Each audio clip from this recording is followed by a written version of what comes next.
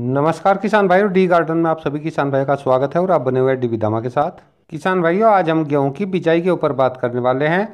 लेकिन आप सभी किसान भाई अधिकतर इसको जानते हैं कि किस तरीके से बुआई होनी है, लेकिन फिर भी कुछ कारण किसान भाइयों हमारे सामने ऐसे आ जाते हैं, मजबूरियां ऐसी आ जाती हैं जिसके चलते हमारी कई बार फसल काफ़ी अच्छे से उग नहीं पाती। तो इसमें किसान भाइयों परेशानी क्या आ जाती है, जैसा कि आप सभी किसान भाई जानते हैं कि गन्ना कटाई के बाद ही अधिकतर किसान भाई अपने गेहूं की बुआई करते हैं। और जिस खेत में किसान भाई हम गन्ना कटाई लगाते हैं उसमें गन्ना कटाई लगाने से पहले ही हम पानी लगा देते हैं ताकि बाद में उससे उसमें अच्छे से गेहूं उगा सके। लेकिन किसान भाइयों परेशानी ये आती है कि कई बार हमारी गन्ना पर्चियाँ समय पर नहीं आती, इसलिए पानी लगाने के बाद भी काफ़ी लंबा समय हो जाता है उस खेत में गन्ना कटाई करते करते, और तब तक हमारे खेत की मिट्टी कुछ सूखने लगती है। तो जिसके कारण किसान भाई हमारे सामने ये दुविधा आ जाती है कि इसमें अगर हम बुआई करते हैं तो हमारे गेहूँ कम उग पाएंगे, लेकिन अगर इसकी दोबारा से हम पानी लगाकर पलेवा करते हैं तो किसान भाइयों बहुत ही ज़्यादा लेट हमारा गेहूँ बुआई हो जाएगा, यानी कि जनवरी के महीने में पहुँच जाएगा। तो इसके लिए मैं आप सभी किसान भाइयों के सामने कुछ बातें शेयर करने वाला हूं, ताकि अगर आपके खेत की मिट्टी किसान भाइयों थोड़ी सी सख्त हो गई है, सूख गई है, तो उसके लिए आपको किस तरीके से बुआई करनी है ताकि आपकी गेहूं की फसल अच्छे से उग सके।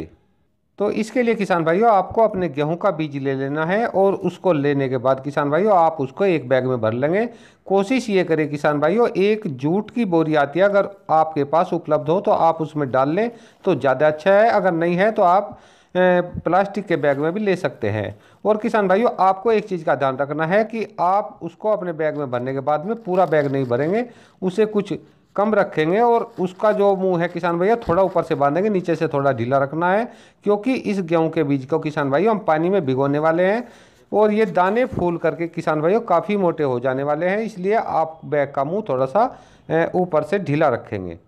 तो इस तरीके से किसान भाइयों आप उसको पानी में लगभग 4-5 घंटे रख सकते हैं, या शाम के टाइम डाल देंगे, सुबह तक रख सकते हैं। और किसान भाइयों जब वो अच्छी तरीके से आपका पूरा का पूरा बीज फूल जाएगा